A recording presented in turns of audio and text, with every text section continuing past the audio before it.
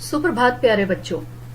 कक्षा 5वीं, विषय हिंदी, उप विषय पाठ 6 तेनालीरामन। पुस्तक का नाम नई गुलमोहर हिंदी पाठ्य पुस्तक।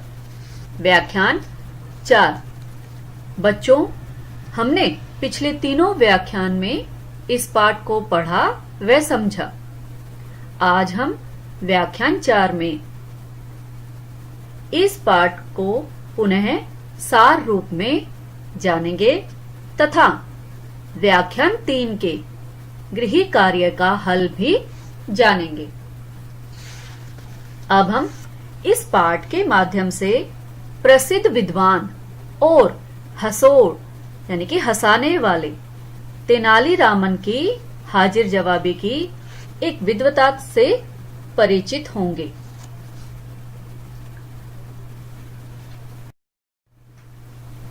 यह चित्र आप देख रहे हो, यह तेनालीरामन का चित्र है। चलिए अब इसे सार रूप में जानते हैं। तेनालीरामन बचपन से ही बुद्धिमान और चतुर थे। एक बार उनके पास वाले गांव में विजयनगर के महाराज कृष्णदेवराय तथा राजगुरु छुट्टियां मनाने आए हुए थे। रामन ने उनसे राज दरबार में जाने की अपनी इच्छा बताई। थट्टाचार्य ने रामन की सहायता करने का वचन दिया, लेकिन राजधानी पहुंचकर वे सब भूल गए। अंततः एक दिन रामन स्वयं राज दरबार में पहुंच गए। राज दरबार में वाद विवाद चल रहा था। ये आप चित्र में देख रहे हो। सभी सभासद बैठे हैं। यहाँ पर विद्वानों में वाद विवाद हो रहा है। यहाँ पर एक विद्वान का मानना था कि सांसारिक चीजें मतलब संसार की जो भी चीजें हैं वे ऐसी नहीं हैं जैसी दिखाई देती हैं। हम केवल इन्हें ऐसा मान लेते हैं। इस पर रामन ने विद्वान से पूछा कि तो क्या केवल यह मान लेना ही काफी है कि हम अमोघ चीज खा रहे हैं, कोई भी चीज खा रहे हैं। विद्वान के हाँ कहते ही तेनालीरामन बोले कि आइए हम सब भोजन करने चलें। पर ये महाशय यहाँ बैठे बैठे ही मान लेंगे कि इन्होंने भोजन कर लिया है। सभा में उपस्थित सभी लोग खिलखिलाकर हंस पड़े। महाराज कृष्णदेवराय उसकी हाजिर जवाबी से इतने प्रसन्न हुए कि उन्होंने उसे अपने दरबार में विदूषक का स्थान दे दिया। किसे स्थान दिया बच्चों? तेनालीरामन को। अब वे तेनालीरामन के नाम से प्रसिद्ध हो गए। एक बार महाराज ने उनसे क्रुद्ध होकर यानी कि गुस्से में होकर कहा कि कभी मुझे अपना मुंह मत दिखाना। अगले दिन तेनालीरामन राज दरबार में मुखौटा यानी कि नकली चेहरा लगाकर पहुंच गए और महाराज का क्रोध शांत कर दिया। इसी प्रकार एक बार महाराज प्रजा का हाल जानने के लिए राज्य के विभिन्न भागों में जाना चाहते थे। तेनालीरामन ने महावत का वेश धारण कर महाराज को राज्य के उस गांव में लेके गए जहां के निवासी गरीब थे। उनकी हालत देखकर महाराज बहुत दुखी हुए। तेनालीरामन एक विदूषक होने के साथ साथ तेलुगु भाषा के एक प्रसिद्ध कवि भी थे। तो देखा किस तरह तेनालीरामन ने अपनी बुद्धिमत्ता का परिचय दिया। तो बच्चों, इस पाठ से हमने क्या सीखा? इस पाठ से हमने सीखा कि निजी स्वार्थ यानी कि अपने स्वार्थ, अपनी भलाई से दूर रहकर आम जनता की भलाई के लिए कार्य करना ही निस्वार्थ सेवा है। मतलब हमें अपने बारे में न सोचकर सबसे पहले दूसरों के बारे में सोचना चाहिए। तो बच्चों, आपको भी यही करना चाहिए। अगर आपके मित्र को किसी मदद की जरूरत है तो आपको उसकी मदद के लिए हमेशा तत्पर रहना चाहिए। आपको यह पाठ कैसा लगा? आशा है आपको यह पाठ बहुत अच्छा लगा होगा। हर पाठ में कुछ ना कुछ सीख छुपी होती है जिसे व्यक्ति को अपने जीवन में जरूर धारण करना चाहिए, अपनाना चाहिए उस सीख को।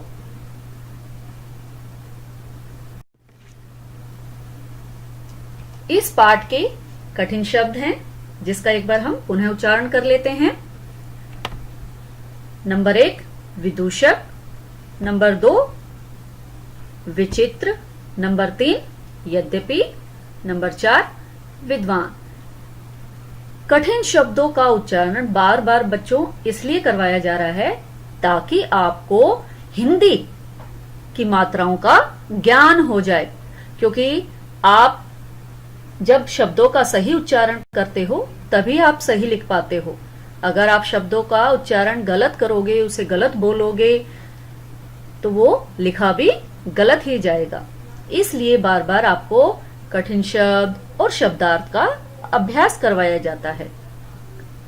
नंबर 3 है यद्यपि, नंबर 4 विद्वान, नंबर 5 प्रसिद्ध, नंबर 6 प्रचलित, नंबर 7 आश्चर्य, नंबर 8 तेलुगु, नंबर 9 कवि, नंबर 10 निर्धन, नंबर 11 है क्षमा, नंबर 12 है नम्रता, नंबर 13 है अपराध, नंबर 14 है क्रोध,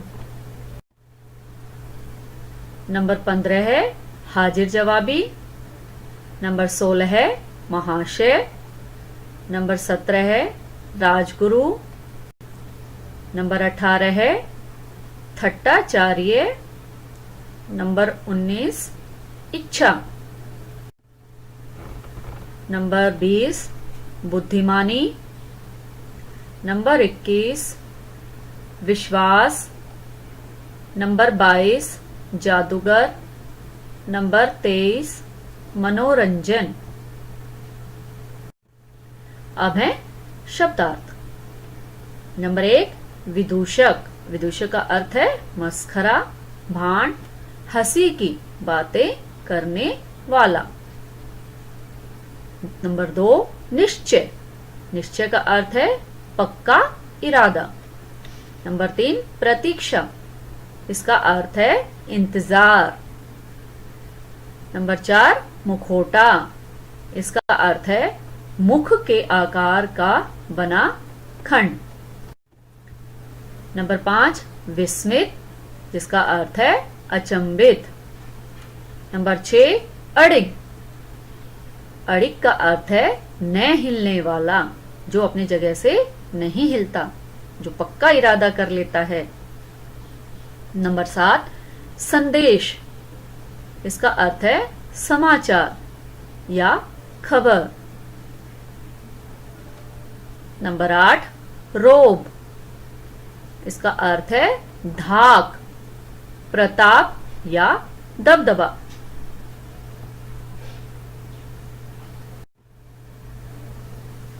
बच्चों, व्याख्यान 4 का आज का आपका गृह कार्य है प्रदत्त कार्य। तो सबसे पहले आपने अपनी नोटबुक में, आपकी उत्तर पुस्तिका में अपना नाम, कक्षा, आप अपना सेक्शन जरूर लिखेंगे कि कौन से सेक्शन है आपका, विषय, दिनांक, दिनांक भी जरूरी लिखनी है, उपविषय तेनालीरामन, और नीचे लिखना है प्रदत्त कार्य। प्रदत्त कार्य में सबसे पहले आपने प्रश्न लिखने हैं। जब तक आप प्रश्न नहीं लिखोगे तब तक आपको उत्तर भी नहीं लिखना आएगा, क्योंकि हमारा आधे से ज्यादा उत्तर तो प्रश्न में ही छिपा होता है। तो बच्चों, आप हमेशा प्रश्न भी लिखा करो। पहला प्रश्न है, बचपन से ही तेनालीरामन में कौन कौन से गुण विद्यमान थे? ख. कृष्णदेवराय कहाँ और क्यों जाना चाहते थे? इन दोनों प्रश्नों के उत्तर यहाँ जगह दी हुई है, यहाँ पर लिखने हैं। प्रश्न 2, किसने किससे कहा? इस पाठ में तेनालीरामन आया है, विद्वान आया है, थट्टाचार्य आए हैं, मंत्री भी बोले हैं और राजा कृष्णदेवराय भी बोले हैं। तो इस पाठ में किसी ने कुछ ना कुछ बात कही है। तो वो बातें, कौन सी बात किससे कही गई है, तो उसके बारे में हमें पता होना चाहिए, और वो तभी पता होगा जब हम पाठ को ध्यान पूर्वक पढ़ेंगे।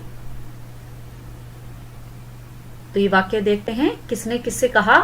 चीजें ऐसी नहीं हैं जैसी दिखाई देती हैं। ख. यह महाशय यहाँ बैठे बैठे ही मान लेंगे कि इन्होंने भोजन कर लिया है। प्रश्न 3, दिए गए शब्दों के विलोम शब्द लिखिए। आपने इनके उल्टे अर्थ लिखने हैं। जैसे क. विश्वास, यहाँ इनके सामने इसका विलोम लिखना है। ख. प्रसन्न। ग. गरीब। घ. प्रेम। ड. दानव। प्रश्न 4। प्रश्न 4 है, उदाहरण के अनुसार नए शब्द बनाइए। ये आपके उदाहरण दिया गया है। जैसे यहाँ पर एक शब्द लिखा हुआ है एक, इसी एक से एकाएक, एक रूप और एक दंत आदि शब्द बनाए। इसी तरह यहाँ ये शब्द दिए गए हैं, जैसे अधि। अधि का प्रयोग करते हुए आपने 2 शब्द लिखने हैं यहाँ पर, अनु, प्रति और अभि। प्रश्न 5, दिए गए शब्दों से भाववाचक संज्ञाएं बनाइए। हंसना, कवि, नम्र और उड़ना। इन चारों शब्दों से भाववाचक संज्ञाएं बनाकर उनके सामने लिखनी है। प्रश्न 6, दिए गए पुल्लिंग शब्दों के स्त्रीलिंग रूप लिखिए।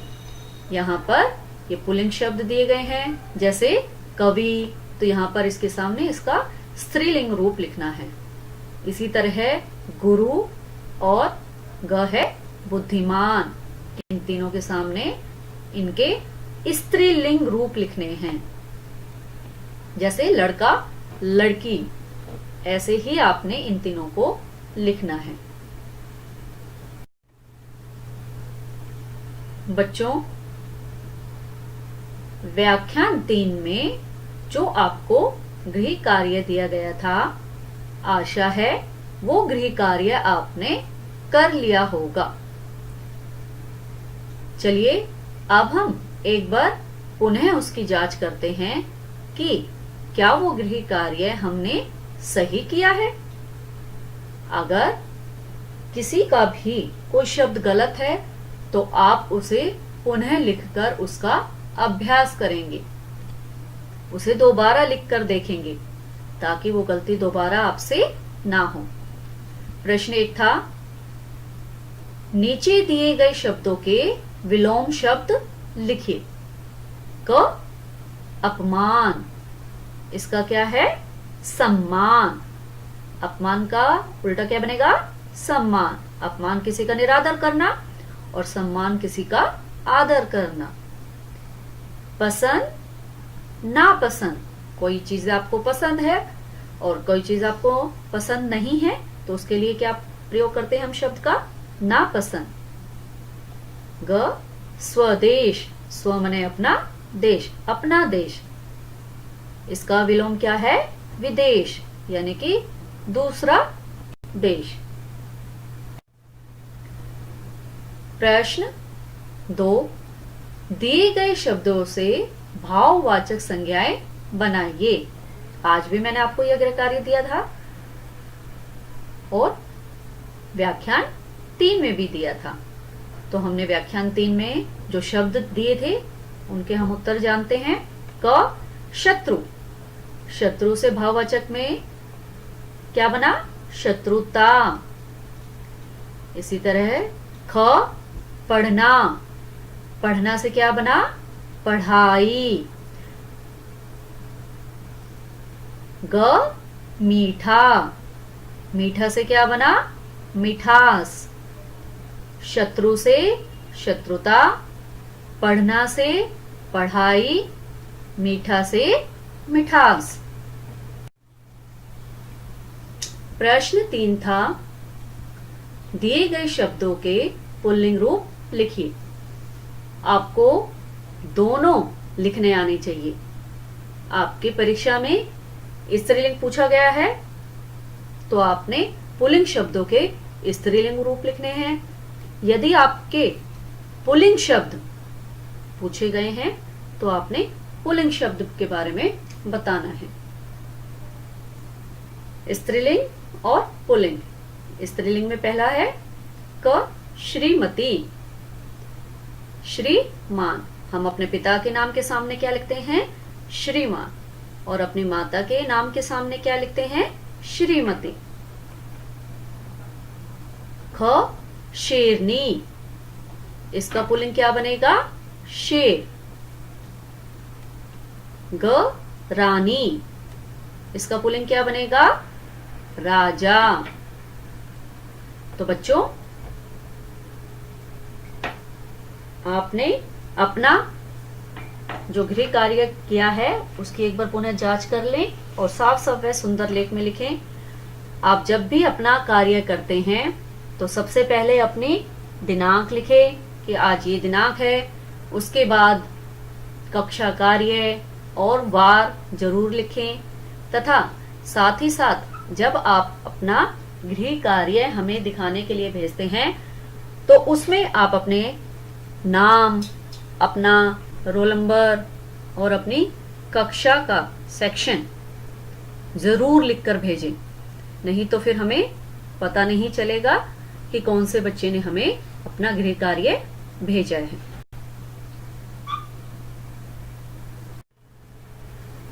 हमारे इस चैनल को सब्सक्राइब कीजिए और वीडियो को लाइक कीजिए। धन्यवाद।